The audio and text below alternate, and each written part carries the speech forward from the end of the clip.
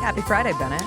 Happy Friday to you as well. We made it. Are you excited for the weekend? I'm so excited for the weekend. Are you? I haven't had a football weekend yet.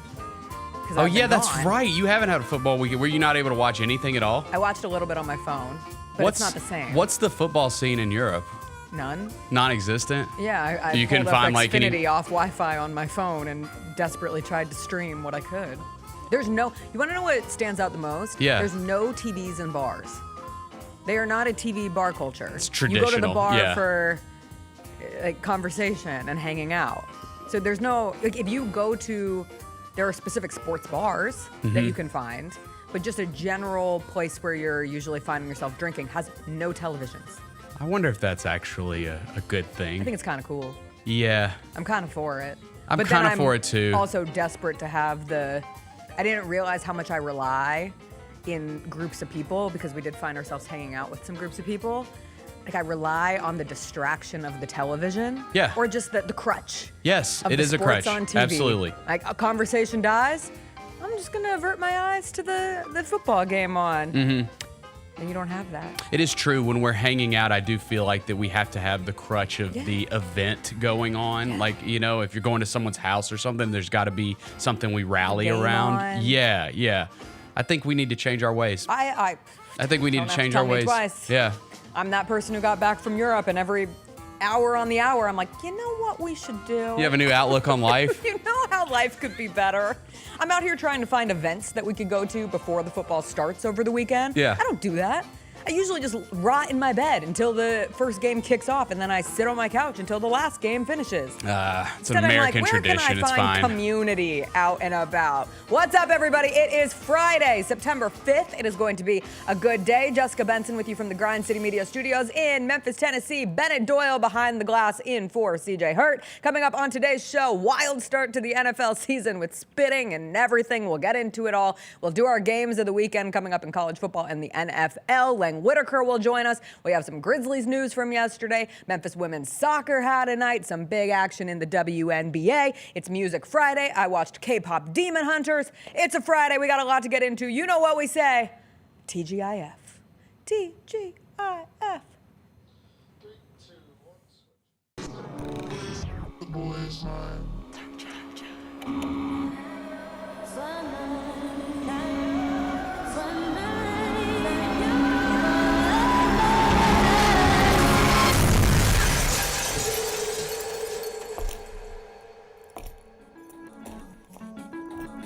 You ready?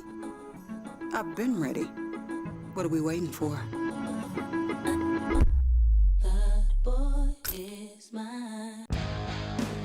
Grizzlies fans know it's the team that gives you the edge. Big River Steel does too. And much like the Grizzlies have recruited legendary talent, we want you to be part of our team. Are you ready to be part of something legendary? Then visit www.bigriversteel.com. That's www.bigriversteel.com.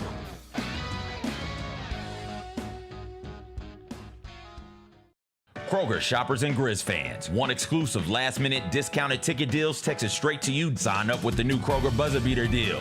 Fans can sign up by texting Grizz to 636-479 or visit your local Kroger store in the Delta Division and scan the QR code. By signing up, you agree to receive recurring automated promotional and personalized marketing text messages from the Memphis Grizzlies. Consent is not a condition of any purchase. Message frequency varies. Message and data rates may apply.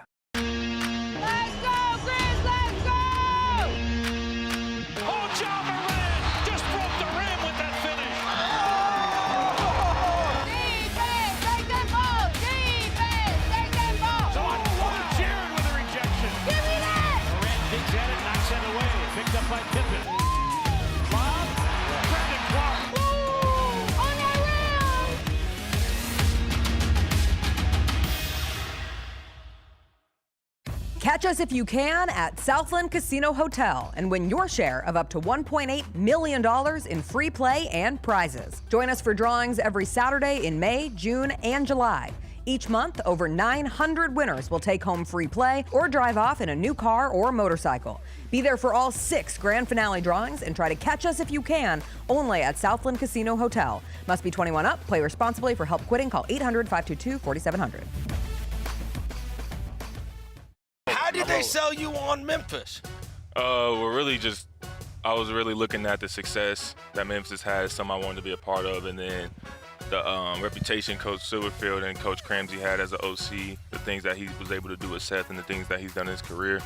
I felt like that's something I wanted to be a part of, and I felt myself being able to excel in his offense. And also, I looked at the weapons around and everybody I was going to be playing it with. The Chris Vernon Show, live on weekdays at noon on YouTube at Grind City Media and the official Grind City Media app.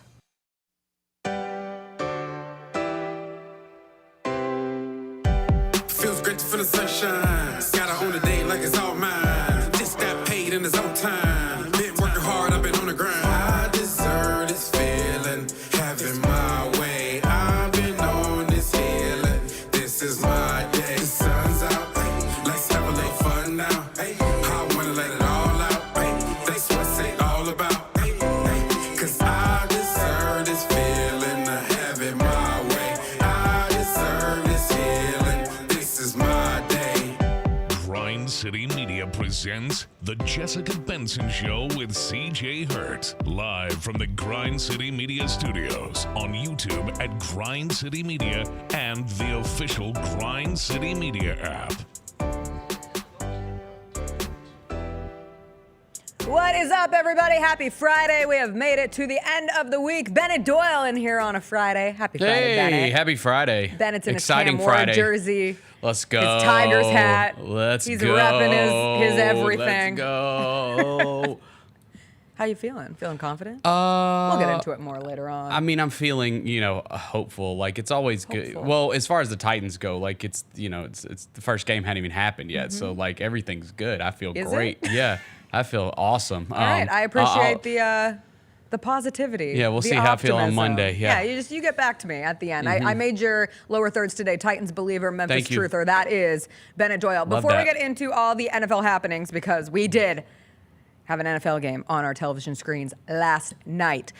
I had a bit of FOMO last night, Bennett. I got to be honest. I had a little bit of FOMO, a little fear of missing out. What's going on?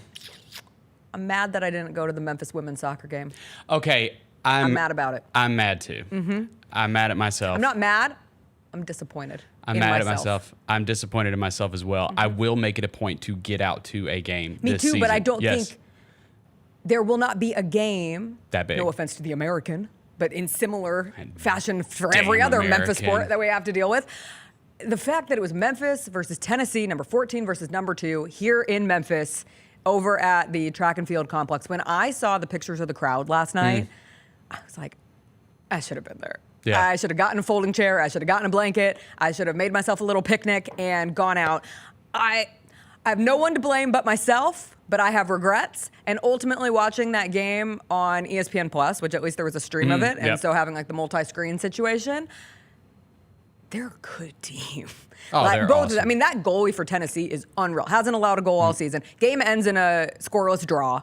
And that's where, like, a draw is never a win. I can't ever get excited about a draw as a red-blooded American sports fan. Right. Ties really irk me. Yep.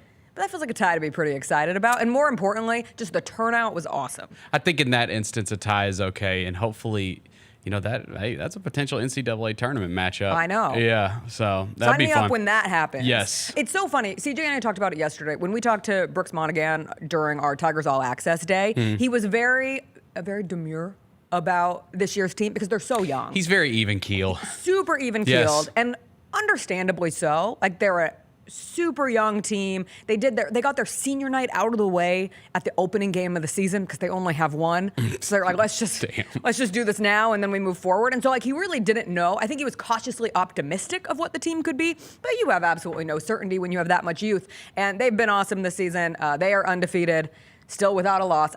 They haven't lost at home since 2022. Right. It's a crazy streak for them. So, shout out Memphis women's soccer. I'm sorry I wasn't there. Bennett, sorry he wasn't Yes, there. I We'll be there the next time. To the other football, what a truly weirdo way to bring back the NFL last night. What a bizarro game for us to start with. And I was out of practice. Again, that's on me. That's on me. I wasn't seated and ready to go. I wasn't on my couch listening to Boys to Men do the national anthem. I wasn't ready for the eagle to fly over the link. I wasn't ready for the first play. And next thing I know, I missed everything. Yep. And I looked away for 2 seconds, and I missed an Eagles player having to get carted off the field, and I missed Jalen Carter spitting on Dak Prescott and getting ejected from the game on the first play of the game. Okay, you want to get into the Jalen Carter let's thing? Get into the Jalen Carter thing. So I've seen, there was the second part of it No. that happened later in the second No. half. No, I'm not going to do that. I'm not going to do that. But there was the second part where they post the video of Dak and are like, well, it looks like Dak started it because he spit on the ground near Jay. Let me be clear. There is a massive difference between spitting on the ground next to someone and spitting on someone. Thank you for making that clear. Yes. I will further make that clear. Spitting on the ground, normal activity. Dak Prescott said he spits all the time. And maybe a tad Spitting regularly disrespectful. during a Maybe game. a tad disrespectful. Sure. Possibly. But what are you going to do with it? Who's to say? You got to hawk the loogie sometimes. Yeah. Spitting on a person. Yes. I don't want to elevate this further than it. I don't want to call the wambulance on things. But like in some instances, that's assault. I'm not saying it was last night, and he gets ejected from the game, and that should be that, and we move on, and we can all talk about how awful of a move it was from Jalen Carter. But you don't do that. You don't spit on another person. Suddenly, I saw a lot of conversation on, I wonder why Jalen Carter fell to the 9th pick when everyone was like, certainly he could be a number 1 pick in the draft. And obviously, you had the whole Carr situation. Yep. But you do something like that. You show flashes of who you are throughout your whole life. And if your instinct after someone spits on the ground in front of you is to then turn around, and I don't know what was said between the two of them. We will probably never know exactly the words that were shared. But if you even have the iota of an instinct to spit on another human being, I don't like you. I mean, I don't like that. It's such a bad look, especially towards your team. I mean, he's supposed to be one of their best players on defense, if not their best player on defense, and you're just out for the game right off the bat. And I heard him talking about it this morning. This is what, year 3 for him, I think? Yes. Year 3. He's already had 6 personal fouls since being in the league for unsportsmanlike conduct. It's like, dude, reel it in. I also don't want to be the person who brings like extra emotion, adds layers that aren't necessary. That's on the anniversary of Dak Prescott's mom's death. Oh, Like, yeah. You're gonna spit on a man on the day of his mother's death? That's just messed up. A horrible way to start. I saw there is a stat for everything. Jalen Carter, first player on a defending Super Bowl champion team to be ejected in the season opener. History. We watched history be made. It was just crazy. Also, appreciated being back. This is why Twitter.com still exists, in my opinion, because it was immediately on its A game. Oh, yeah. Like all of the reaction, all of the tweet stacks, So good. whatever it was so very fun. So that's how everything starts. And then Spitgates turns into a pretty entertaining defense optional first 40 minutes of that game. Yep. I believe I want to say the first 6 or 7 possessions were scores, and then we had the weather delay, and no one scored after that. Okay, admittingly, the weather delay happens, and that's where I'm out. I could not keep my little eyes open. The jet lag is still killing me. I get it. And I fell asleep to the sound of the NBC crew. God bless them. That's a broadcast crew's worst nightmare, is filling over an hour of time. And I know they had some pre-produced stuff, but that was a lot of ad-libbing. They were talking about sandwiches. And I like call out in the distance, say, Chris, text me that I fell asleep to the crew talking about sandwiches so I don't forget. And sure enough, I woke up to a text from Chris saying, you fell asleep when they were talking about sandwiches. They come back, and I think it was they scored 44 points in those first 40 minutes. And then it was just a dud after an that. absolute dud. And, okay, can I say something a little controversial? What's going on? A little controversial. I think we are too technologically advanced as a society to have a 64-minute weather delay for an NFL game in 2025. How so? Give me a retractable roof on every stadium. Oh, yeah, How absolutely. we don't have, and I love snow games. I get the fear. People get so scared for a team like the Eagles needs to have its weather games. What are we going to do if we don't have a snow game? What if we're going to do if they're not slopping it up in the rain? Fine. Have somebody who loves football, who respects the beautiful game, in charge of the retractable roof. But have the option so it can close and we can get back to business. Why we're having a 64-minute weather delay when these things exist on the first... We wait all offseason for a football game to come back. And it's already on late. Like, it was 8:45 when halftime hit, Central Time. And I get it. I like to go to sleep early. But I was like, oh, man. And then that hits... And it just sucked the excitement out of it, and it sucked the excitement out of the game. Oh, yeah. It went from zipping and zapping all over the place to just trying to play to get this thing over.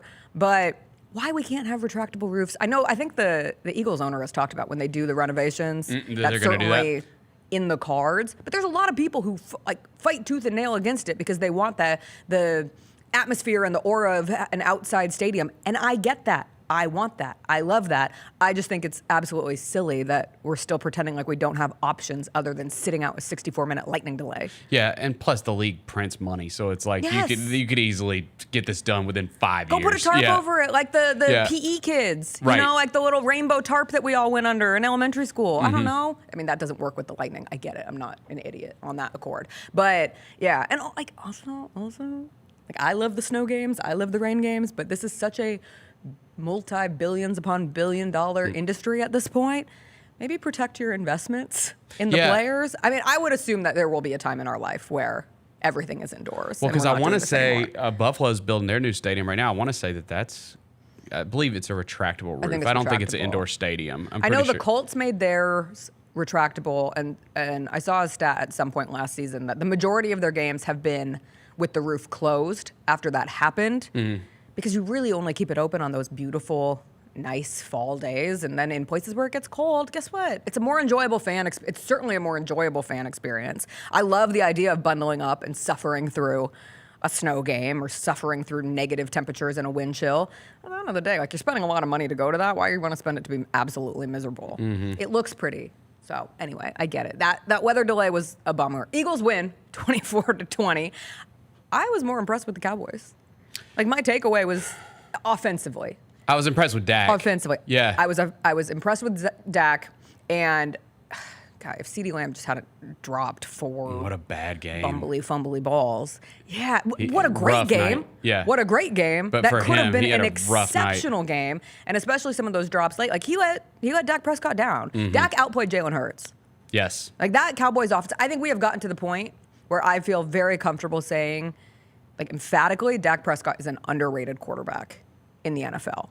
I think without question. Yes. And we will not change that narrative until he does something in January. But it has gotten a little out of hand. He's a great quarterback. And he was awesome last night. And that offense is rolling. I don't know what they're going to do defensively. Jerry Jones said that they want to stop the run, and then they gave up 123 yards in the first half. I was going to say that's all the Eagles did last night. That's Saquon, Miles Sanders. They literally did not throw the ball. What are you doing? It's kind of crazy. Yeah, literally did not throw the ball. A.J. Brown, how many targets did A.J. Brown end up with? I think he had 1 reception in the game. Maybe 2 or 3. Devontae Smith had a bad night too. I'm aware. I have both of them. Yeah, I do as well. Both of them. It was absolutely brutal. And Javonte Williams on my bench in 3 leagues, just saying. Okay, I had beef with Javonte Williams last night because Javonte Williams had more touchdowns in one game than he had in his final 11 games with the Denver Broncos last year. And I had to I'm in a super deep league and had to hold on to Javonte Williams because I had to play a running back. And I never got that. Us Javonte Williams holders never saw that. I'm a big Jadon Blue fan for the Cowboys this year in their little 3-way split backfield. Scratch. And Jadon was out last night. Speaking of just injuries that have popped up, you worried about the Christian McCaffrey situation? Hell yeah. Are you kidding me? Okay, I know nobody wants to hear about your fantasy team. I know, but this is collective. Everybody wants to hear about, once again, Christian McCaffrey being on an injury report for the Niners going into the opening weekend of the season. With the same issue he had last year. With calf soreness. Yeah, that's brutal. After being told all off season, he's fine. He's good. Yeah. He's going to be better than ever before. It was comical when that report came out. It drops, and my husband, a massive Niners fan, he says, Oh, well, certainly it's just, a veteran move. Like they're letting him take some rest at practice before they get into the weekend. And then 30 minutes go by, he goes, okay, upon further evaluation, it's not horrible, but I don't think it's good. It's like water is wet. Christian McCaffrey is dealing with a calf injury going into the season, and we were all hoodwinked, bamboozled, led astray. Brutal. Led astray. All right, we will take a quick break. When we come back, Lang Whitaker is going to join us on the other side. We had some Grizzlies news yesterday. The third two-way spot has been taken. We'll get into that with Lang. We'll also talk to him about the upcoming football weekend, along with our games of the week in college football and the NFL. We'll talk Tigers. We'll talk SEC. We'll talk it all after a quick break.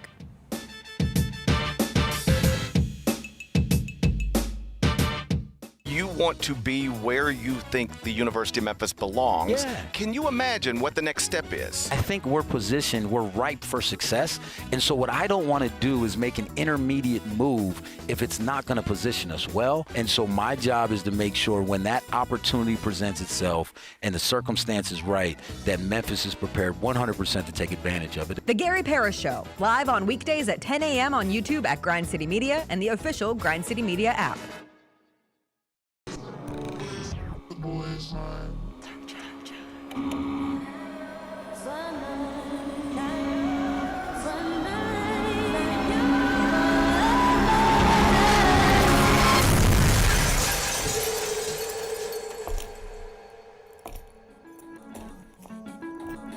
You ready?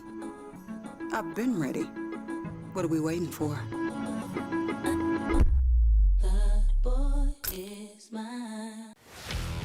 Let's face it, there's a lot of trash talk in basketball, but the great teams let their performance do the talking. Like Ford F-150 with Pro Power on board, a class-exclusive industry-first feature that turns your truck into a mobile generator and leaves the competition speechless. Ford F-150, official truck of the Grizzlies. Greatness starts here at your Mid-South Ford dealer. Class is full-size pickups under 8,500 pounds, GVWR.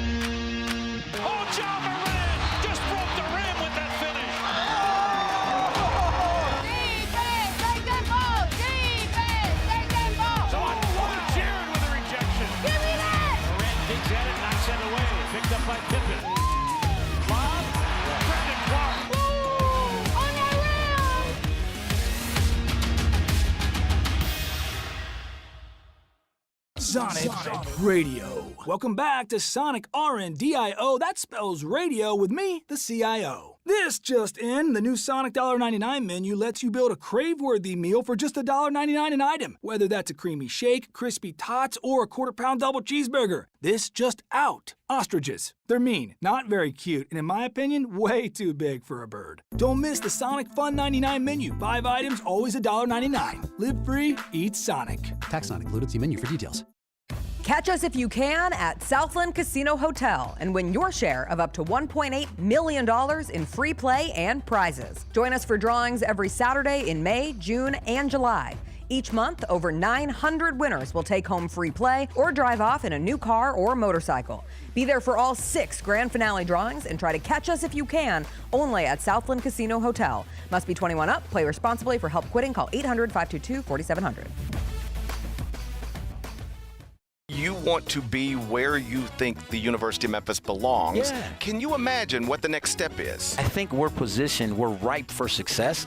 And so what I don't want to do is make an intermediate move if it's not going to position us well. And so my job is to make sure when that opportunity presents itself and the circumstance is right, that Memphis is prepared 100% to take advantage of it. The Gary Parrish Show, live on weekdays at 10 a.m. on YouTube at Grind City Media and the official Grind City Media app.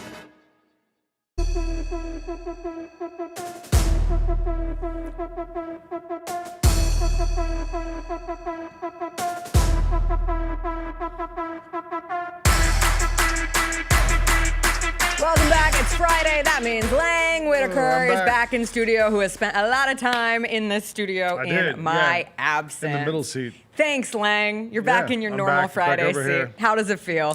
Feels good. Feels good to be back. Hey, you dog sit a lot. I do. We had a situation yesterday with our dog. Oh, tell me about it. So every morning we wake up, feed the dog, feed my son, get ready to get out of the house, go to take him to school.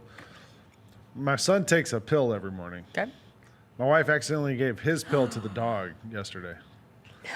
The dog takes a pill, but she forgot to give the dog the pill. She didn't give your son the dog No. pill at least? Okay, that's a good start. But the sun pill is for ADHD, so it keeps him focused and stuff. I was like, well, what is this going to do to the dog? And then I was thinking about it, and I was like, the dog weighs about the same amount as my son, so it's going to have about the same effect. And it's not like a super strong thing. So my wife calls the vet. They said, call poison control. She calls poison control. They were like, yeah, they asked what the medicine is, what the dosage was. She tells them. They're like, it'll probably be fine. Just keep an eye on it. 5 minutes later, poison control calls back. We did the math wrong. You should take the dog to the vet immediately. So she takes the dog to the vet. The vet's like, well, look, it's been like an hour at this point. They're like, if something was going to happen, it would have happened by now. Probably fine. Just go home, keep an eye on the dog. Dog seemed fine all day, and then started like having unstoppable diarrhea last night and vomiting. So what'd you do? The good news is the dog did great in math class yesterday. Is the dog alive? Yes, she's around. Just let it pass. She just woke us up, huh? You just let it pass. Yeah, I mean, she woke us up like 8 times in the middle of the night. So I've had one instance with my own dog back in the day where luckily she lived from this experience, but Chris and I were watching her. My mom was on vacation and we said, we'll watch the dog. Yeah. This was before we had it as a business. And we brought the dog to our little apartment in the Tri-Cities. And we realized that she got into, you remember that like poopery, it still exists, the poopery that goes on top of a toilet? My dog would get into anything that was shiny. Stuff you spray in the toilet. The poopery bottle had like a little chain on it to make it look nice. And my dog ate the chain. And we thought, oh, it's really small. Whatever. Wake up in the middle of the night, pooping everywhere, vomiting. Yeah, the chain is trying to come out. We took her to the vet. Like the first thing in the morning, and they said if you'd been a couple hours later, your dog probably would have died because the chain had wrapped itself, like the tiny part of it, around her intestine. Yeah. So that was terrifying. We had one incident. How'd they get it out? They gave her a laxative or something? Yeah, it was they didn't do surgery, invasive surgery, but it was something where she stayed there until that chain was out and they saw it with their eyes. And then we were dog sitting once, and there was I think it was like a grape that had fallen.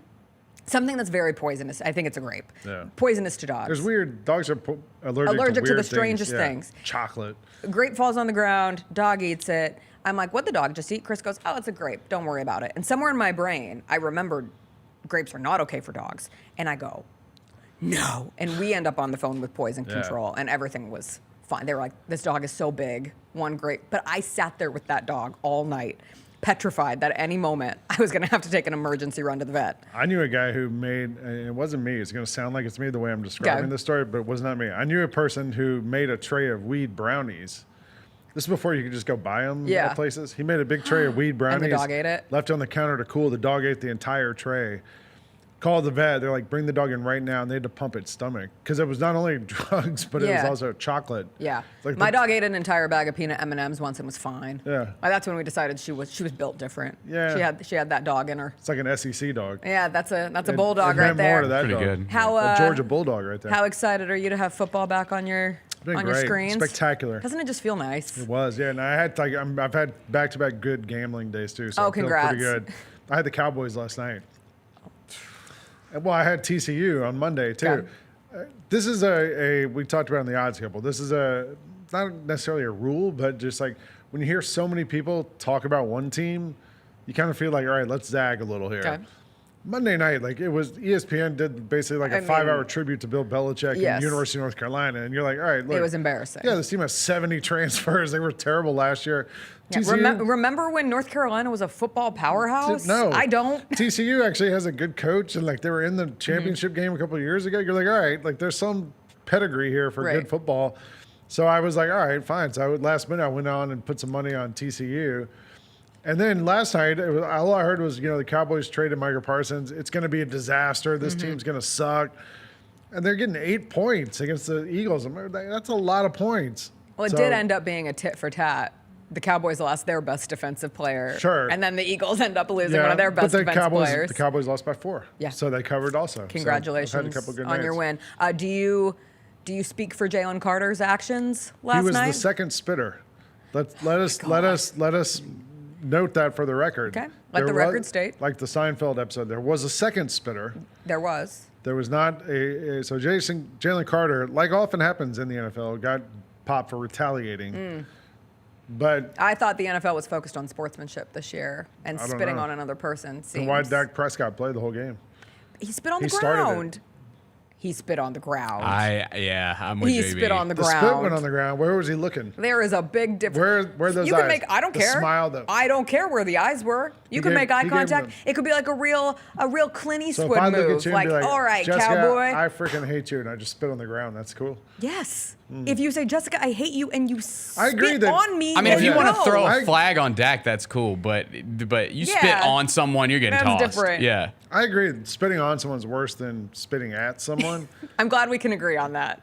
Feels like a good line. But then, why was there no punishment for the first thing? The referee was standing right there. Like, you saw the whole thing. Well, because Dak sold it well, too. Because when he got spit on, you saw Dak immediately go like, can you believe what just happened? Yeah. So you gotta play it right. You gotta act it out accordingly. Whatever. It helped my bet. I was fine with it. Even though Jalen Carter's a fine University of Georgia alum. Fine. Absolutely. We had Grizzlies news yesterday, which was a bit surprising in the midst of everything. OMP. Omax Prosper has filled the final two-way spot because now we have Javon Small, PJ Hall, and Omax Prosper. And the second this happens, everyone immediately goes to, well, what about Jemai Meshack? Because there has been this kind of weight of, when are we going to get news about the contract situation for Jemai? I think a lot of people expected that he would get that third two-way. According to DeMichael Cole and various reports, Meshack will start the season with the Memphis Hustle. The Grizzlies do still have the rights to him, so it's not like another team can come in and sweep him up at this point. But it was a bit surprising. What did you make of the signing? I think the thought is just OMP. Are we going to call him OMP? Fine. OMP. I just like calling him Omax. That would work too. First of all, I was surprised he's not French. No, he's Canadian. He's Canadian. Yeah. Yeah. I mean, and there there's a French some Canadian. spillover there. Yes. But I think the thought is just maybe a higher ceiling and a more immediate higher ceiling for him than for Meshack. Like, we saw Meshack's great defender, all that stuff. Had a couple good offensive games in summer league.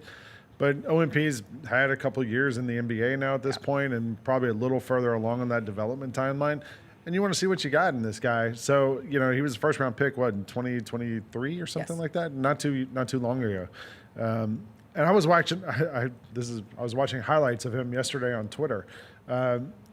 Lots of good stuff there, but he's on his third team now since getting drafted. So hasn't really found the right place. And I think maybe the Grizzlies kind of think, all right, let's see what we got here, and let's see if we can develop into something that's useful for this team. And in the NBA, like we saw in the finals, you can't have enough wings that can defend. Are you an athletic, lengthy wing who has potential?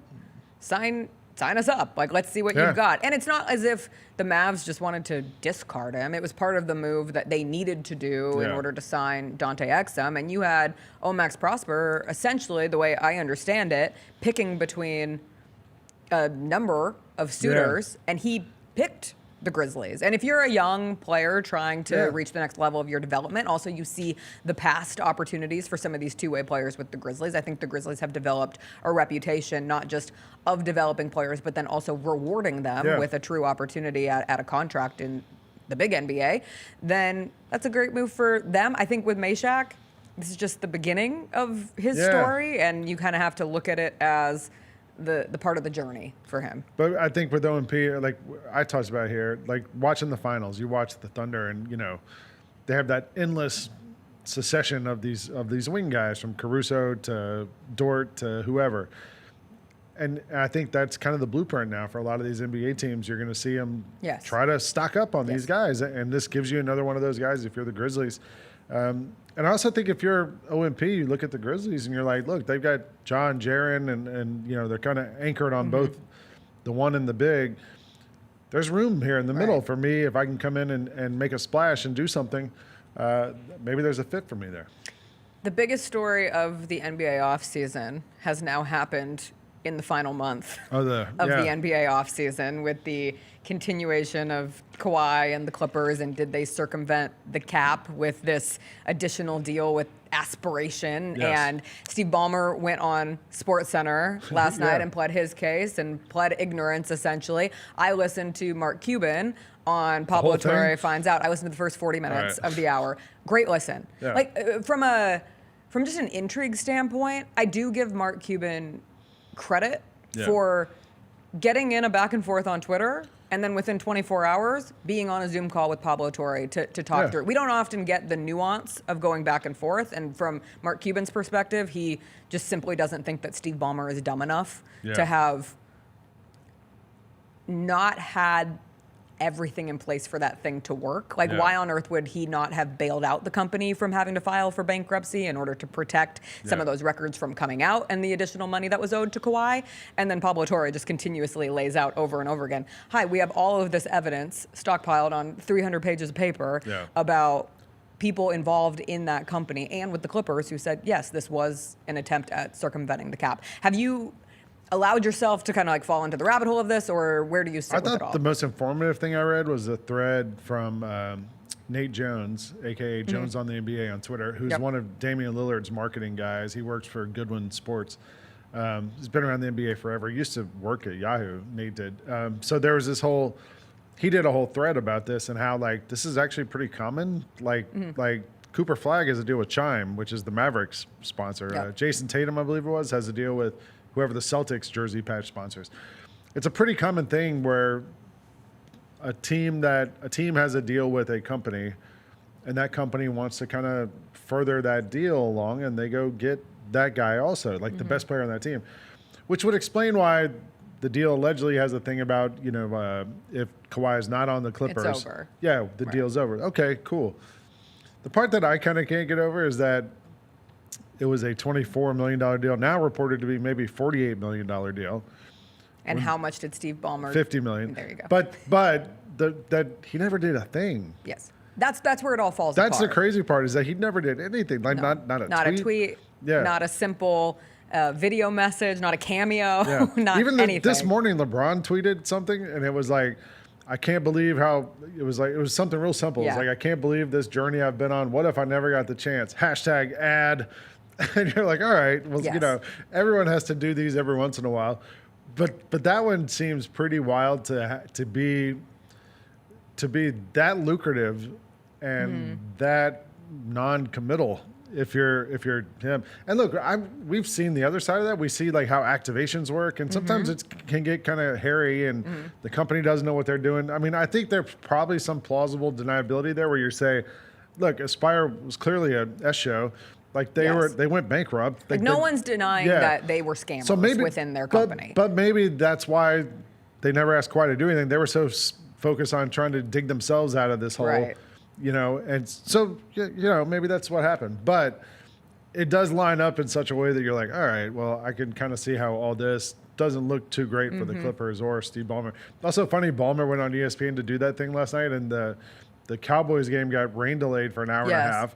And then they were going to put it on SportsCenter, and the women's U.S. Open overran. So the thing didn't even air till 1 a.m. or something. Yeah. Very late into the evening. I saw somebody say, too, like, leave it to Steve Ballmer to do an interview, to try to appeal to the masses, to come out from a showiness standpoint, and to do it with SportsCenter, who they didn't have any of the investigators doing this journalism. They got rid of Pablo Torre. Exactly, and it's Pablo Torre. And so if you really wanted to like meet your match and face this story head on, you would sit down and do an interview with Pablo Torre. Why didn't he talk to them? I don't know. That's what I don't get. Why does Mark Cuban have to go on his show? Yeah.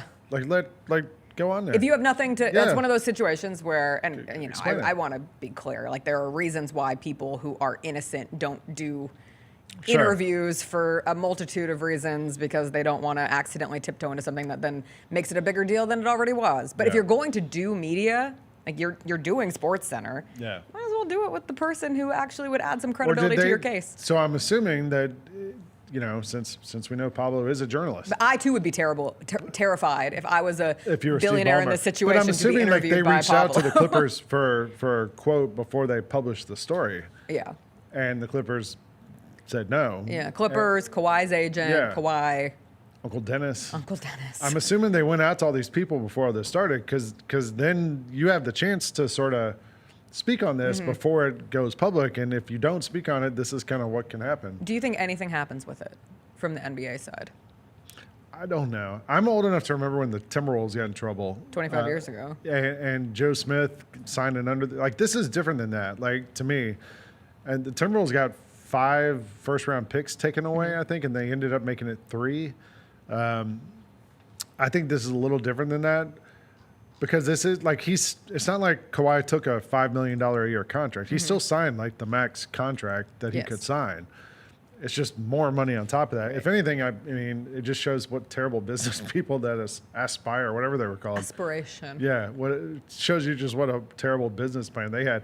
It also like seems to suggest Steve Ballmer's an awful businessman that he just gave him $50 million, and that was kind of his. Well, and that's kind of Mark on Cuban's SportsCenter. He was like, "Well, I'm just a bad businessman." an odd strategy to go with, and Mark Cuban's. Not in correlation with that, but honestly, like a counterpoint is Steve Ballmer's not dumb enough to have done this kind of business. Instead, it was simply he was implying that billionaires or people of that financial stature get scammed often. And it's difficult at times to understand a company, especially when you believe in the social elements of it or a company's mission statement. You may end up investing money in something that ultimately ends up being. I mean, and Mark they have money Cuban's to the Shark burn. Tank, right? Like, I mean, we see him every week go on, look at these companies and be like, and for that reason, I'm out. Well, and that's where, like, even as he was talking through the process of, he had an email from Aspiration that he was able to go back to coming out of COVID. They pitched to him, and he thought they were a little too forward of assuming like it was just going to happen pretty easily.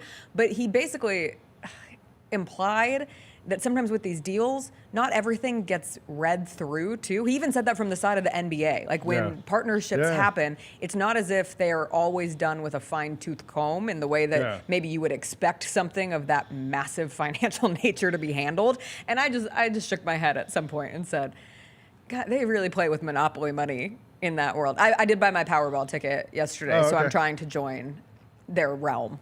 I got to get one. When's the drawing? Tomorrow night? Saturday. Okay. Yeah, I tomorrow. bought one too. I bet on Ole Miss. Do you guys do? They're what, 10-point favorites? 8.5 against Kentucky. They're going to win by 1,000 points. And the last 4 games have been decided by 3 points or less. Whatever. Okay. They're going to win by a lot of points. Yes, better. Do you guys do the just print it out for yeah, me? just or do random. Just give me. I give you I do one of $10. each. You give me your Powerball ticket. I do one of each. I do the Okay. random printout and then one where I write in pick like it? my lucky I don't numbers. buy 'em. Yeah. Okay. You don't buy them at all? No. Why? I only do it when it's something like it is right now. That's where it's right. I know. like It's so $1.4 stupid. Why don't we billion? just do it every time? You know? I read something from a financial expert once that changed my, because I used to be the same way. I refused to buy lottery tickets. I thought it was like burning money. And It is. It is, but Unless you the win. thing that some financial experts will look at it from is that it forces you to do the brain exercise of what would I do if I got this large amount of money? And then that can start the wheels in your brain of trying to save, to adapt your lifestyle, to think about money in a different way as opposed to just That is a the bunch of general crap. nature of, That sure. is As I'm terrible. saying it out loud, it doesn't sound quite as why can't you just inspiring. think about that anyway But most without people buying don't. a lottery ticket? Most people don't. Yeah, 'cause you know you're why? just- Because they don't have to. Because you don't have money. Yeah, no, I don't need Well, to that worry about too. what else is going to happen if I have $12 billion or whatever. I would love the thing to. Is. Well, sure, but I don't need $12 billion. I could I gotta figure out how to make sure what the it's like dog. to have like I gotta make sure the dog doesn't die $150,000. from taking an ADHD pill. That's true. I got other things I got to deal with. I got to help my son study your for dog a vocabulary really test. She did great in math class yesterday. As opposed to the veterinary clinic that did the math wrong. The other Powerball ticket I got was I don't know. We'll see. I put $15 on South Florida. Okay. Against Florida. I don't know if you watched the South Florida Boise State game. You might have been on the I continent. actually followed it. Yeah. South annoyingly Florida's closely. quarterback is awesome. Yeah, I Byron really like Brown. Byron Brown, yeah. I like- He trucks people. He's He incredible. goes after every play trying Alex to break someone's Golesh face. is a lot of fun. And Florida blew out Long Island, I think it was. But they had they had 10 plays for losses on offense in the first half of that game. They kind of in the second and third quarter blew them out, but it was a little tighter than they wanted it to be early on in that game. I don't know if South Florida beats Florida, but like it's an 18-point line. Like that's a lot of points. It's a lot of points. My trepidation with South Florida, I follow this guy, Parker Fleming, not Grizzlies Parker Fleming, Different. but statistician Yeah. Parker Fleming in the college football space. And he does basically a system that tells you in every loss, like how bad did your team actually lose when you get down to between the margins and take out explosive plays and turnovers. And the team on the far left of that graph after week one was Boise State. And implying that they really didn't lose as badly as but they looked, did. But and they did. They had some fumbles, like, and they're like, they wow, that was drives. unlucky. They could not finish drives. It was like, well, Roser, I think it was, or CJ talked about it yesterday in Odds Couple. He was like, well, they had some unlucky drives. And I was like, well, somebody caused them to fumble. It wasn't like the guy was just running and dropped it. Like South Florida played really well. And I like Alex. I think Alex Golish is one of those guys who next year is going to be at an SEC school or a Big 12, like somewhere bigger than where he is now. Like he's kind of on that top list of the next tier of coaches. So like him and maybe the Tulane guy, someone like those guys are like kind of that next group. So I don't know. I'm very curious to see if they can hang with Florida for a little bit in this game on Saturday. Right. It feels as if Florida has had this metamorphosis from being a program that's coach is on the hottest of hot seats, and the Billy Napier experience has changed dramatically, and DJ Lagway and just kind of the expectation levels.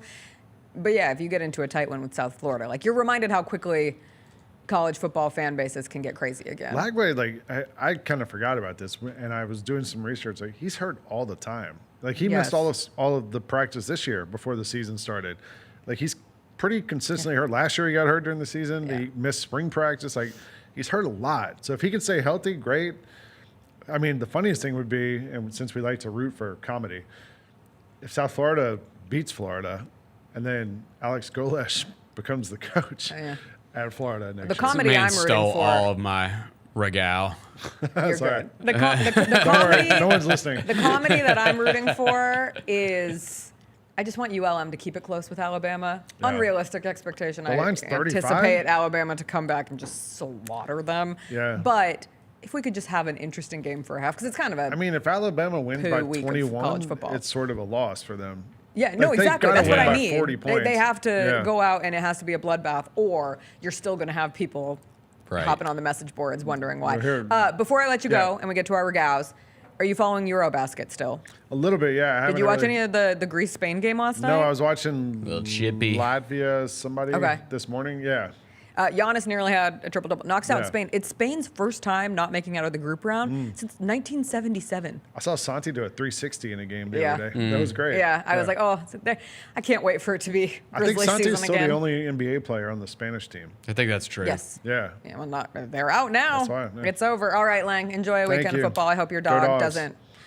Go Dogs, and thoughts and prayers to your dog. They told us it was like a 12-hour time period we had to like keep an eye on after that. Like things would be good. So I think we're all right. Good. I'm glad we're out of the weeds. Nothing worse than having to clean up dog poop over and over and over again. We'll take a quick break. We will come back. We will do our regals, our games of the weekend in college football. I can't do it as well, CJ. I'm out of practice on the good old vocal cords. We'll talk a little bit about the Memphis Tigers game coming up this week. Biggest games in college football, the NFL. We'll talk a little WNBA too after a quick break.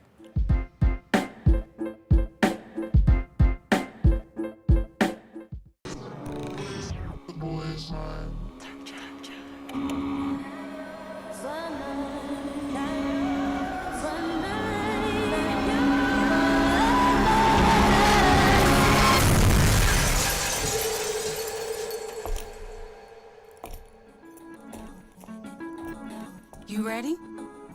I've been ready. What are we waiting for?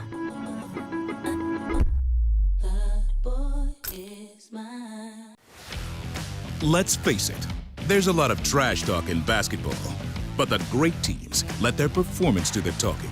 Like Ford F-150 with Pro Power on board, a class-exclusive industry-first feature that turns your truck into a mobile generator and leaves the competition speechless. Ford F-150, official truck of the Grizzlies. Greatness starts here at your Mid-South Ford dealer. Class is full-size pickups under 8,500 pounds. GBWR. Kroger shoppers and Grizz fans. Want exclusive last-minute discounted ticket deals texted straight to you? Sign up with the new Kroger Buzzer Beater deal. Fans can sign up by texting Grizz to 636-479 or visit your local Kroger store in the Delta Division and scan the QR code. By signing up, you agree to receive recurring automated promotional and personalized marketing text messages from the Memphis Grizzlies. Consent is not a condition of any purchase. Message frequency varies. Message and data rates may apply.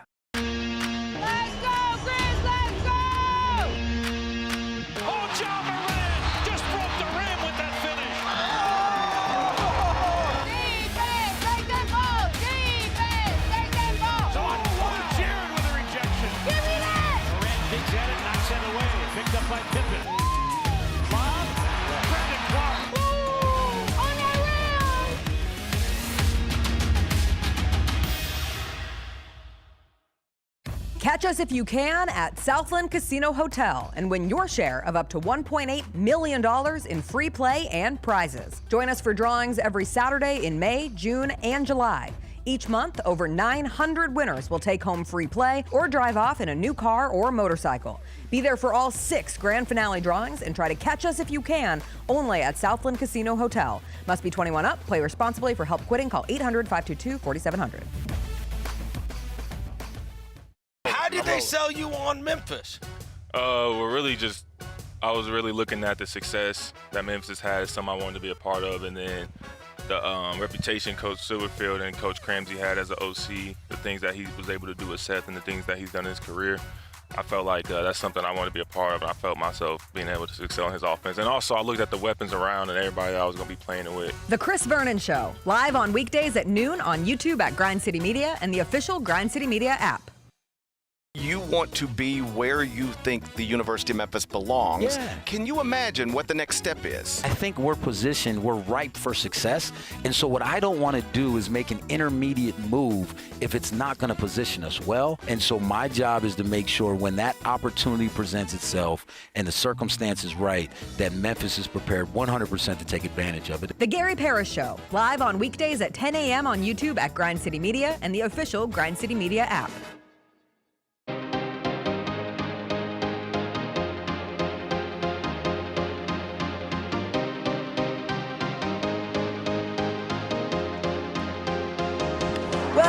Welcome back. Before we get into our regaus.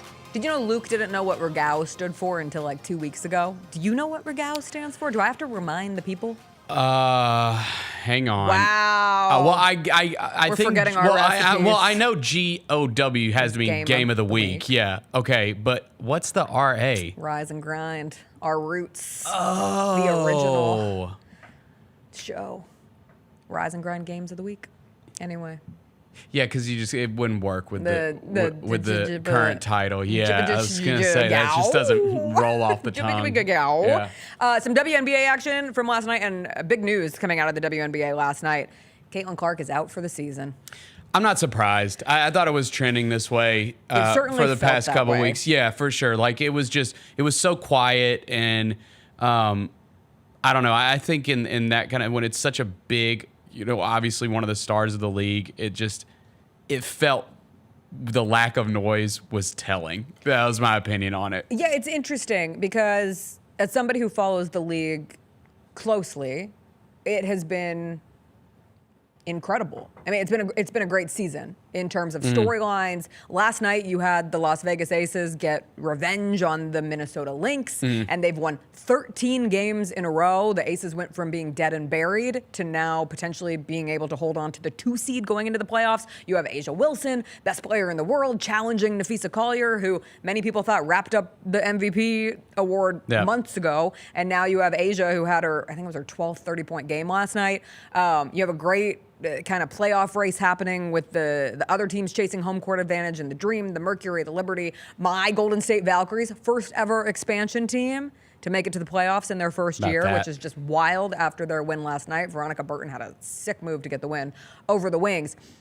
But you're right. For people who are more fringe casual fans, with Caitlin Clark being out since July 15th, there hasn't been as much, what's the way to put it? just like general noise, because oftentimes she's generating that, and that's just a fact of the Caitlin Clark machine. And sometimes that's frustrating for people who just love the WNBA, and you look at it and it's been, full of tremendous play, and in the MVP race, it's not just Nafisa Collier and Asia Wilson. You've had amazing seasons from Melissa Thomas and Alicia Gray, and just like everything that's been going on. And you have casual fans, though, who simply put stopped caring about the WNBA when Caitlin Clark went out with a groin injury and hasn't returned. Well, I want to be clear. I meant lack of noise surrounding her injury. Not like yeah. Like I just thought, like I think that if she was going to come back this season, there would have been more news surrounding her. That's fair. Of she's ramping up. She's she's been doing some one-on-one stuff. Like I just thought we would get some kind of little tidbits here and there. And because we weren't, she's close. Yeah. Here's a return date that you could float out. Yeah, they were pretty quiet and pretty ambiguous with any return path. And now you look at it from the Fever standpoint, they're hanging on for dear life for the 8 seed. They're not built to really chase a championship this year. I mean, they have had so countless many injuries. I mean, yeah. I constantly compare them to the Grizzlies of the They really are this year. 2023-2024 season, where it just one injury would happen and another, and even an assistant coach tore his Achilles at one point. So it doesn't surprise me that they wouldn't try to risk it to bring her back. That's not worth it with this season. And now hopefully she can go through an entire offseason and continue to nurse this injury and then come back next year, because the league does miss her. Like, oh, for sure. It's just something that elevates the intensity of the conversation, for better and for worse, when Caitlin Clark plays. And also just her games are awesome. There were so many I've watched so many Fever games this year because they're all on national television. Shout out Ion. Shout out Ion. Yeah. We love an I've Ion become game. an Ion fan. Yes. But it is a bummer. So we will see what it means for the Fever if they are able to hold on for the playoffs. All right, let's do our lookout. Let's go. Our games All of right. the week. I'm going to let you go first, Bennett, because you're the guest. I'm just going to go ahead and knock this one out because Lang talked about it a little bit. But the one of them that I did have on my list was that USF at Florida. And just because I think there's some good storylines surrounding it. Like, obviously, USF has a lot of the buzz with that big win over Boise State.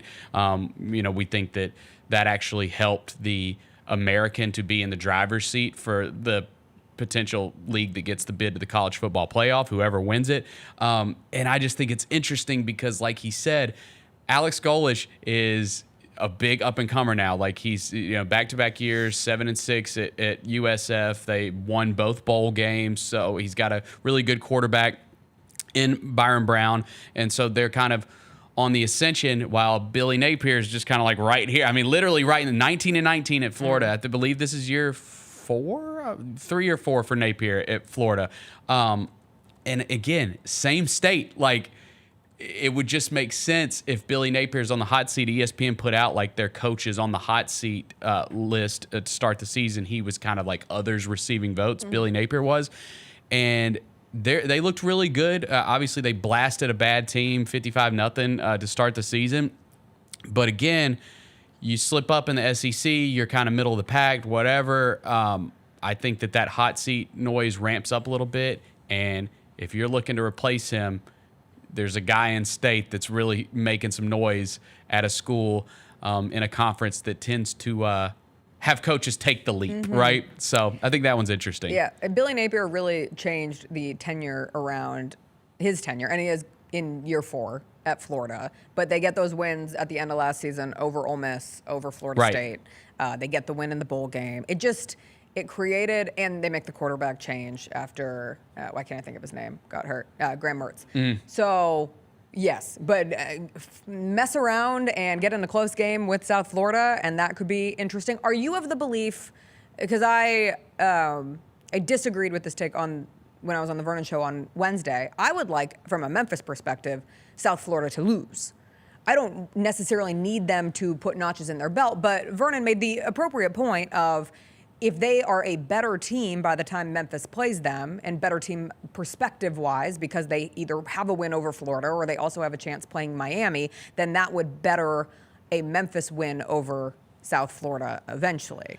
I do think that there is a scenario where South Florida could have an awesome season, lose to Memphis, and still get in over Memphis. You know what I'm saying? Because you just look like, let's say they were to win this weekend. You have signature wins against Boise State and Florida. Yes. Like that's then you're kind of great for messing your around resume. where what if South Florida loses to Memphis, but then somebody makes the argument, well, they have wins over Florida and Boise State. So I could see it being argued either way. I mean, for me, I think I am along the lines of I want them to win because I just want the only way Memphis is going to, and again, Memphis has to win their games. Yes. Like that's to go with that, and we'll talk about that in a second. But you need the league to have the buzz. Like you need the. I was going to say the profile raising yes. of the American. It's good for everybody. Yes. One boat can lift others. That's right. In this kind of situation. Yeah, you don't want the Mountain West, getting signature wins along the way, and you need your schools surrounding you to lift this thing up. So it's a no-brainer. We know towards the end of the season, whoever wins the American's getting in the playoff. We know that, and I think it's trending in that direction. Let's get into the Memphis-Georgia State game. Before we get to that game, we did have Memphis football news yesterday with the announcement that their game next season against Arkansas, that was supposed to be played at Arkansas, has been moved to 2030. Mm-hmm. It's a long ways away, Bennett. And I don't think it'll ever get played. It probably will not. Yeah. I think that's a realistic expectation to hold. I think it drives home the importance that they got the first one here at Simmons Bank Liberty Stadium this year. And for people who don't know, it's because the SEC is now adding a ninth conference game. And so there's not as much room for non-conference opponents on the schedule. Arkansas had to knock one of their non-conference games off next year. It is Memphis. It gets moved to 2030. I would anticipate the landscape by the time we get there will not allow for them to play that game. Could be wrong. Right. I'm not trying to prophesize it by any means. And frankly, I mean, I'll be honest, I don't really care because it's on the road anyways. Yeah. Like, I'm glad we get the home game. And shout out to the athletic department. I do believe Arkansas did try to get that moved or rescheduled. So I'm glad. Their ground. Yes, I'm glad Memphis stood their ground and said, "Nah, we want this home game this season." So we're getting it, and hopefully it'll be a big one. That is on September 20th. 2 weeks. Yep. Yes, I'm going to be there. Absolutely. That's my game I've had circled. Yeah. I will be in the bank. Okay, Memphis, Georgia State, though. You, when we were talking before the show, you're a little trepidatious, which I appreciate not overlooking. You don't want to overlook a Georgia State team that got absolutely crushed by Ole Miss last week. Yeah, Tigers are 13.5-point favorites. Little close. That's a little close for comfort, in my opinion. But it is on the road. The thing that just makes me nervous is Georgia State. They're not a good team. They're like, we don't have to lie to ourselves. Yes. Like, they're not good. But they do play big opponents. They did get a win over Vanderbilt last season. They do go out and play teams. I mean, in recent years, like, they've beaten Vanderbilt, they beat UConn, they beat Army, all on the road. So like, they're capable of doing the upset, right?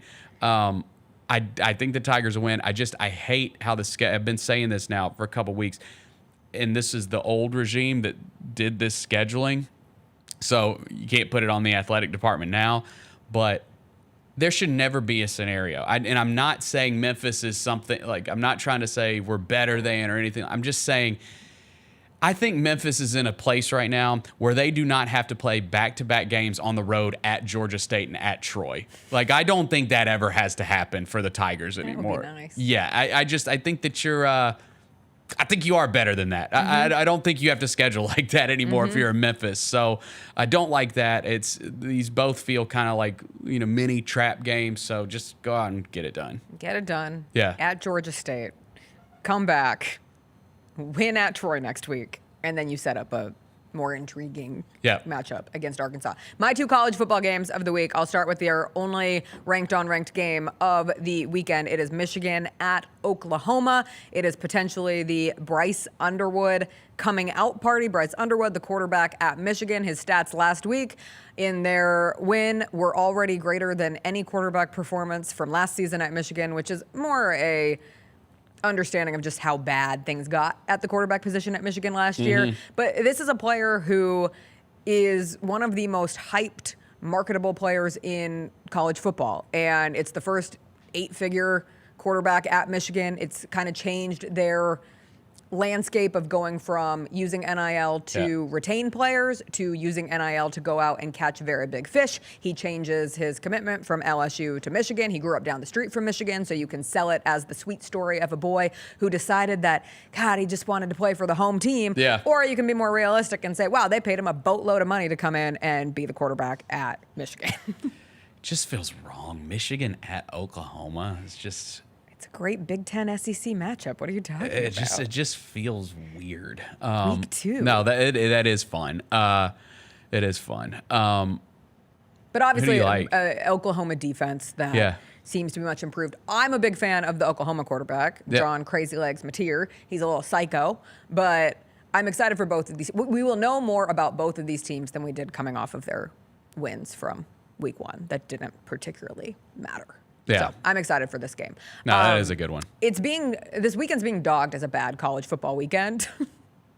Would you say last week was? I mean, obviously you have Last week Texas, on Ohio paper was State. great. Yeah. I don't think last week I wasn't here, so I can't tell you how the vibe would have felt sitting and watching all of the games in action. I watched the beginning of the Texas-Ohio State game, and it was like watching paint dry. It was incredibly boring. Yep. The Clemson game, I don't think, was particularly the most interesting game to ever. The Clemson LSU game. It was fine. It's fine. What was the other? The Alabama Florida State game wasn't a fun game. It was just an intriguing outcome because you get the big win for Florida State and everything starts to devolve for Alabama.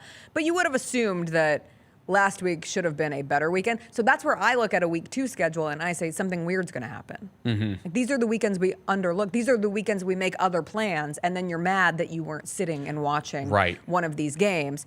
And I think there's a variety of games that could provide entertainment. We talked about the Ole Miss Kentucky game. They have historically, the last couple of years, provided interesting, down to the wire finishes. Yeah, that one's underrated. That one's low key fun. I'm with you there. The Duke Illinois game could be kind of fun. Like, the Duke quarterback kind of made some noise coming out of week 1. You get the Iowa State rivalry. But the game that I chose is the Kansas-Missouri game, which is the return of the border war that has not been played since 2011 when Missouri abandoned Kansas in the Big 12 and the other members of the Big 12 and left and went to the SEC. Yep. So this is a traditional college football rivalry, and not just a college football rivalry, like a border rivalry. And I think that's fun. I continue to like Jalen Daniels, the Kansas quarterback. I've been saying that for years now. At least out of week 1, he looked more like Jalen Daniels of 2023 than Jalen Daniels of 2024. And if he can be that, I think Kansas could potentially compete for the Big 12. They are not ranked at the moment, but if they go out and beat Missouri, that would be a nice little move for them. Where's Mizzou? Mizzou is, that's what I was just looking up. Are they not ranked as well? I would say probably not. I'm gonna guess no.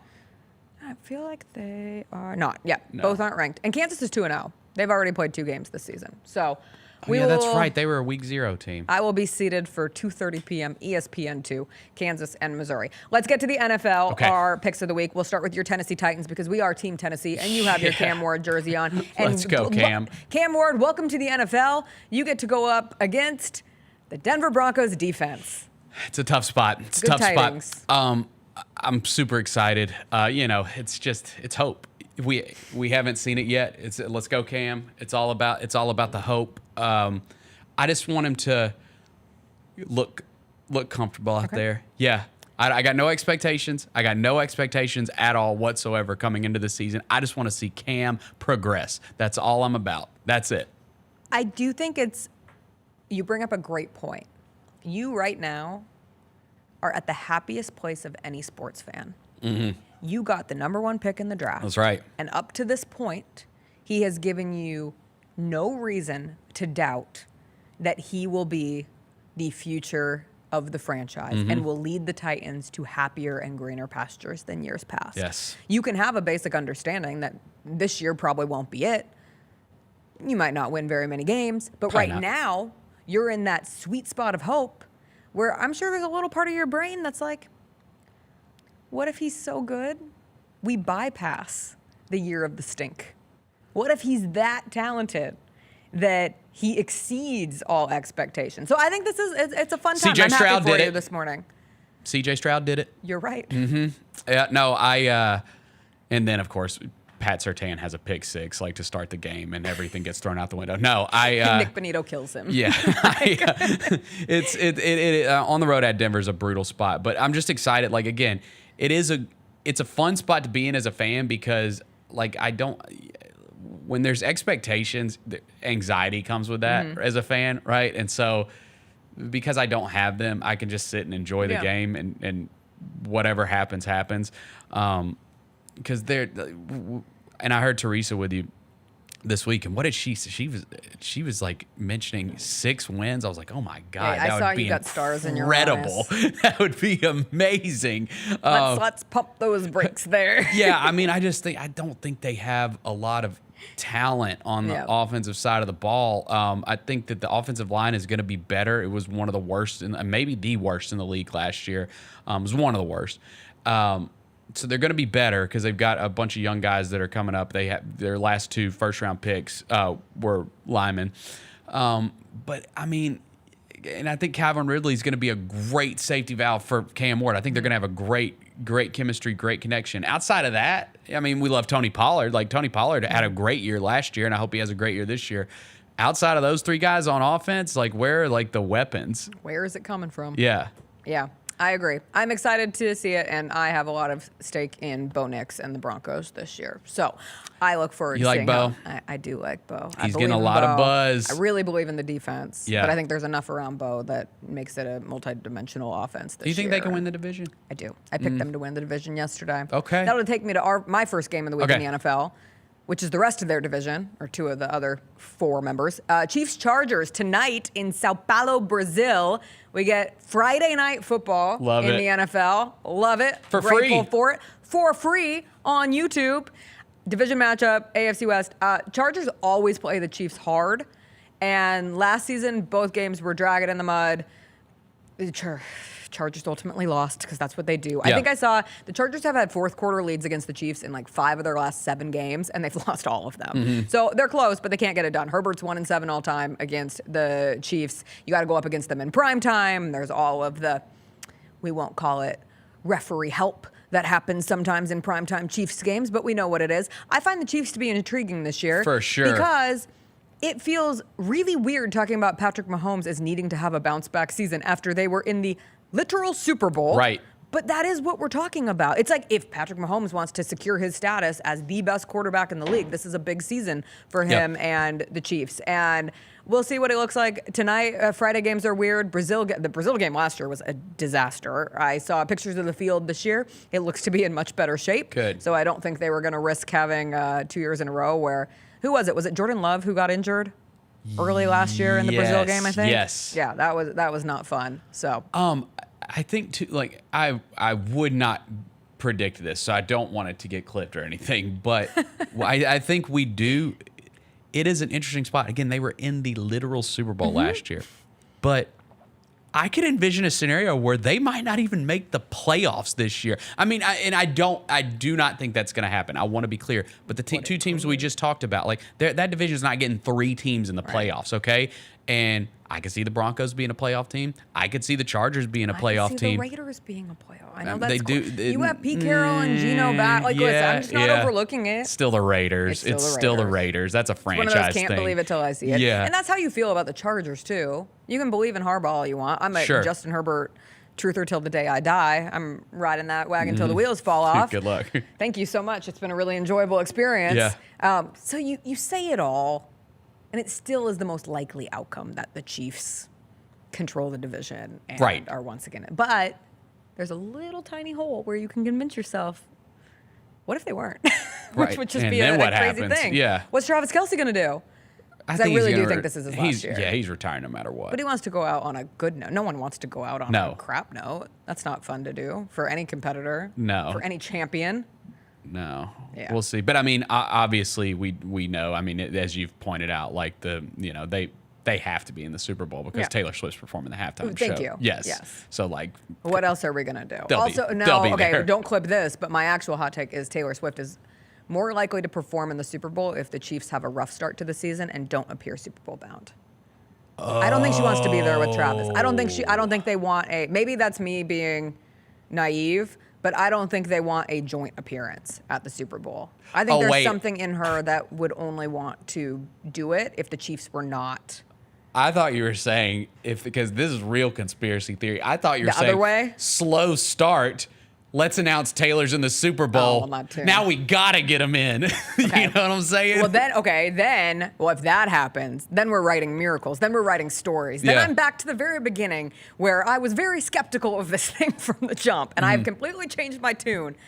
But if there's anything wonky with the story of the season and her performing at the Super Bowl, I might look at it a little bit more quizzically in that case. All right, what's your other NFL game? Bills Ravens. I mean, Easy. It's the game of the week. I think right now the two leading MVP candidates. Like I think most people would pick either Josh or Lamar as their potential MVP this year. Jalen Hurts looked good last night, but I think it's probably going to come down to those two guys, and I think it's probably the. Again, we just talked about the Chiefs, but if I do think that one of these teams is going to represent the AFC in the Super Bowl. I got the Bills. Yeah, I think this is the year. I do as well. I'm with you on that. I think this is the year too, but this is a big start to the season for both of them. So it's exciting. I mean, Josh versus Lamar is fun. Yes. Yeah, Excellent. My other game is the Bengals-Browns game. They had Joe Burrow running for his life in the preseason just for the sake of trying to ensure that the Bengals do not have another abysmal start to the year. They are 1-11 in weeks 1 and 2 since 2019. And how about this? This was crazy. My good friend Steve is a huge Bengals fan, okay? Joe Burrow has beaten the Browns one time in his NFL career. Which is insane. Once. That's insane. Yeah. I mean, the story... Well, there's two stories of the season for the Bengals.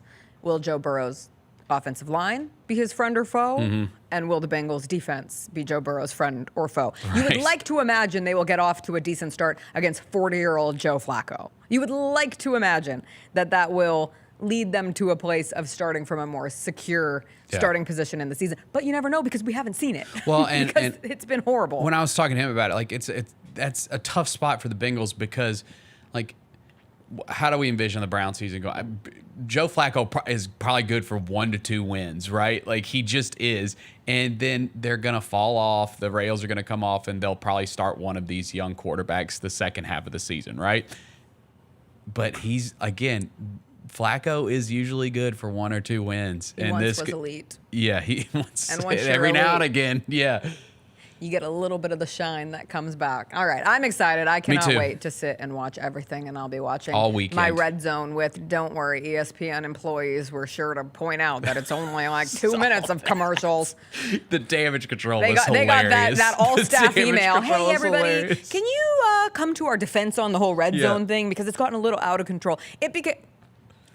It's not the point of how little commercials it is. It's the point of the commercial's existence in the first place, and just another reminder that we cannot escape capitalism at any turn. Mm-hmm. All we get is ads in this. Someday, the whole thing is going to be just like, they're going to say, we're not interrupting the game, and yet you're going to have corner ad, corner ad, corner ad, corner ad, small bar ad, lower bar ad, and the game in the middle. Yeah. That's what you're going to watch. Yeah, that's what made me mad yesterday when we were talking about this, is I would like, you pay a premium for Red Zone, right? Yes. And if you pay the premium, it should be no ads. Like, yeah, but now we're getting into the...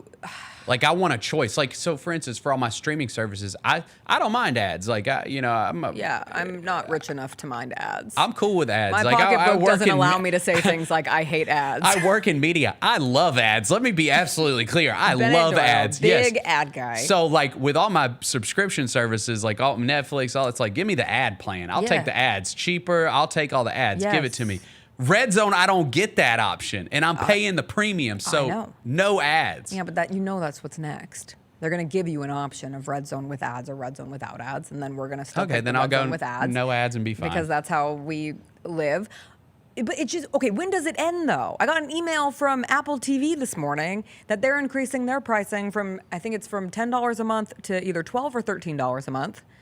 Which I got issue with. So do I. There's not enough stuff on Apple TV. Yeah, what have you added? Yes, I'm with you there. I'm not trying to rail on Apple TV because they've created some of the best television shows of the last few years between Severance and Shrinking, and I'm a huge fan of The Studio. Me Slow too. Horses, I think, is a criminally underrated show. Ted Lasso was their big thing for a long time. I'm gonna need a little more. You better give me multiple movies. And to their credit, I just looked. We were talking before the show started. The new Spike Lee Denzel Washington movie is free for Apple TV subscribers. So, I'm listening. But I need more of those. Yeah. And I need them within like a week of them coming out in theaters. That's right. And they're free. I don't have to rent it. I don't have to buy it if I'm going to be using more pricing. It's annoying. All right, we'll take a break. We'll come back. We'll talk about all sorts of media. We usually just do Music Friday. We'll do music. We'll do TV. We'll do movies. I watch K-pop Demon Hunters. I have some thoughts. Nice. We'll get into it on the other side.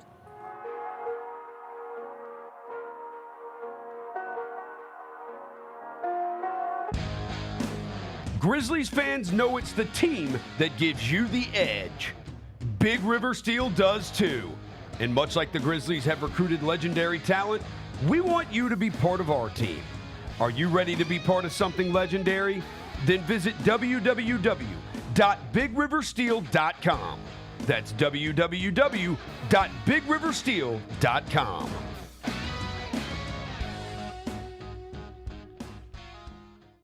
Kroger shoppers and Grizz fans. Want exclusive last-minute discounted ticket deals texted straight to you? Sign up with the new Kroger Buzzer Beater deal.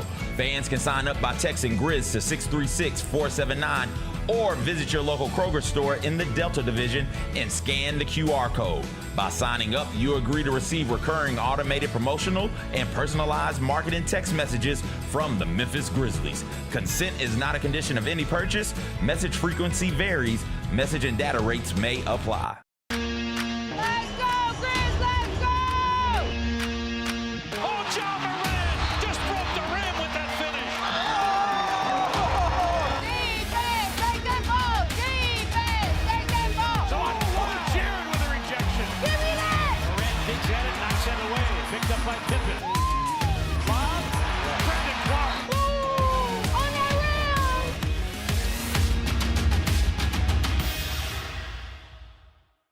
Sonic Radio. Welcome back to Sonic RNDIO. That spells radio with me, the CIO. This just in, the new Sonic $1.99 menu lets you build a crave-worthy meal for just $1.99 an item, whether that's a creamy shake, crispy tots, or a quarter-pound double cheeseburger. This just out. Ostriches. They're mean, not very cute, and in my opinion, way too big for a bird. Don't miss the Sonic Fun 99 menu. 5 items, always $1.99. Live free, eat Sonic. Tax not included. See menu for details.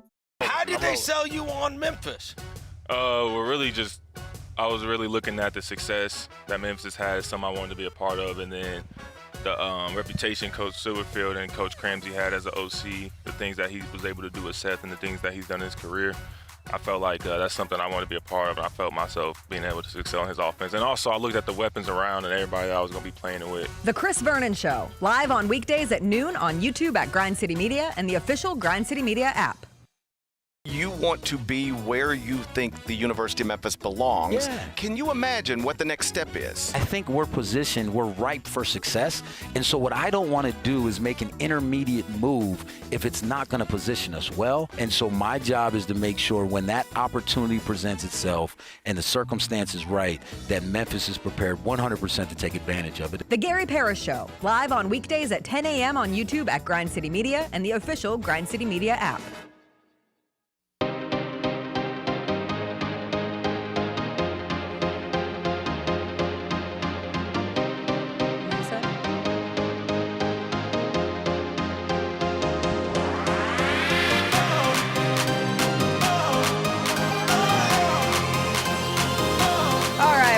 Welcome back. Some Music Friday. We were just talking during the break, too. I do really recommend listening to the Mark Cuban, Pablo Torre Finds Out episode that dropped this morning. I don't give billionaires unnecessary credit. And I'm not saying I agree with Mark Cuban. I look at Pablo Torre's reporting, and I think it's pretty airtight, and it's a remarkable quest of journalism, and he just keeps uncovering additional things as well.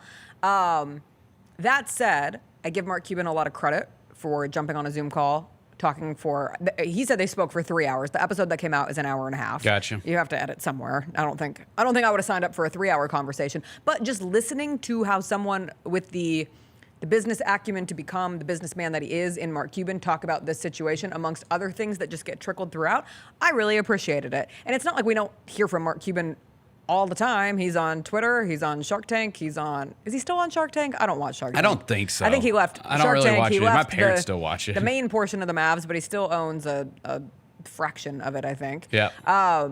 But just hearing his perspective on it was an interesting thing. So I do recommend giving it a listen. And honestly, just listen to every single episode of Pablo Torre finds out at this point, great. because it's exceptional work and is done in a very entertaining way. There's a part where Mark Cuban says something about, I think it was about the aspirational company or aspiration not understanding perhaps they didn't understand the NBA salary cap.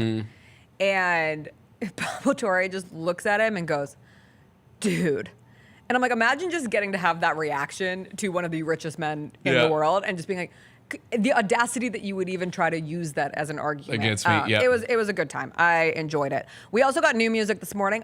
The much anticipated, and by much anticipated, I mean I didn't know it was coming. Swag 2 by Justin Bieber, one of the quickest sequels we've ever had in any media space, is out. I listened to one track on the way in. It's the first track. I don't know what it's called. How was it? It was vibey. It was? Yeah, okay. it's fine. Cool. I wasn't clamoring for Swag 2.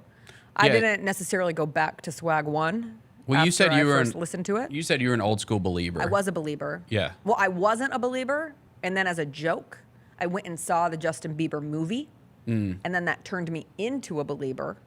But I've never seen him live. I had no clue he had a movie. Yeah. Is this a concert movie? No, it was like a documentary / concert movie. Okay. Yeah, but it was in theaters. Yeah. And like a group of us in college. Nice. It was like a hot day. We were like, let's just go see this dumb movie. And we all left it maybe kind of in love with Justin Bieber. Okay. But then like not Nice. in love because he was a baby. That gets creepy. Yeah, that yeah, whole I thing gotcha. is creepy the whole time. I'm rooting for him. But I probably won't listen to a lot of Swag too. I'm too busy listening to the K-pop Demon Hunter soundtrack. Oh, listen. You said it went platinum in your household. It has taken over my house. Still, I mean, it's been months now at this point. We can't get enough of it. I mean, I can, but my family can't. I will say, well, first, I just want your review. You watched K-pop Demon Hunters. I did. Mm-hmm. I would not call myself a chaser of all animation films at this point in my life. I am certainly not a chaser of K-pop music. Yeah. K-pop content. I have friends who watch Korean dramas or Korean comedies. Like they're really into that genre. That just hasn't hit me. That movie's awesome. Like it's so fun. good. I turned it on and there's a reveal in one of the first big song. Like they drop their new song that they hope is their #1 hit. Yeah. And there's a reveal in that song that was so good I gasped. And from that point forward, I was hooked. So it's the biggest movie ever on Netflix, right? Ever. Yeah. Movie, show, anything. Yeah, and they're gonna do a sequel, and they're gonna do a live action, and they're gonna do all of that. Like it's all, you're gonna get way more of this. I like from talking to people about it, especially when it was like the buzz was just first starting. People, I don't like why like I don't understand. I totally get why it's so big, because catchy songs, right? It's got catchy songs first and foremost, and that's gonna carry you no matter what you do. Like catchy songs gonna carry something, but also, and my kid falls into this boat. Kids like things that are kind of scary. Okay. Not full on like Michael Myers, Jason, stuff like that. That early collection of the demons when you see them for the Yes. first time. Not the kitschy fight on the Right. plane. And this is no spoilers, but when you see the demon congregation, Yes. I thought to myself, that would have scared the hell out of me. That's the thing. And it's not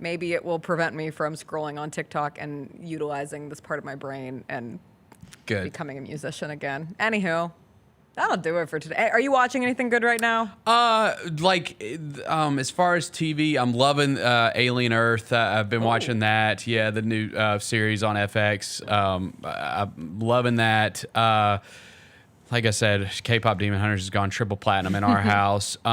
There's a couple things. One thing that I like, I do this every year around this time. I always try to find like a horror anthology, like something that has like a lot of movies. Yeah. And watch them all in order from when they were released. I did it with like the Texas Chainsaw movies. I did it with, and a lot of them I've already done before, but like I'll do it with Halloween every couple years, Scream, Nightmare on Elm Street. And this year I think I'm going to do the Conjuring universe because the new one just came out in theaters this past week, Last Rites.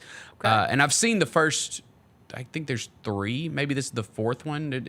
Anyways, I've seen like the Conjuring movies, but I haven't seen all the spin-offs like Annabelle and the Nun. I want to go all in. Annabelle. Yeah, like I want to watch the crappy ones. Okay. I want to watch, and I say crappy, like I like crappy horror movies. Yeah. So I want to watch the whole thing. Not the acclaimed Conjurings. You want to watch the in the toilet. Don't Conjurings. get it twisted. Yeah. Come on. So I want to watch those all from start to finish. I can't wait. So yeah. To hear how your journey goes. Appreciate with it. The Conjuring. Appreciate it. I gotta watch that Netflix documentary that everybody's talking about, and I haven't started it. And about it really the catfish. Me. Yes. Have you watched it? I have not. GP said it was really good. I have kept I don't know a thing. I don't either. I don't know one thing, and I want to stay. But I know what happened. I don't. So you don't know, I know like nothing. You don't know who it was. No. Oh. I don't know the story. I don't even know what this is about. Okay. I just saw there's and maybe when it starts, I'll be familiar with the story. Okay, because I said it on the show yesterday, and he got mad. He was like, "That's spoiler alert." And I have no idea. Okay. I'm blind. Yeah, you need to watch that then ASAP. Yep. All right, everybody. I hope you have a wonderful weekend. We will be back on Monday. We will have infinite things to talk about because it is football season. We're like a month away from the Grizzlies' first preseason game. That's a month from tomorrow. It'll be here before we know it. I hope you all have a great weekend. We'll see you later. Bye.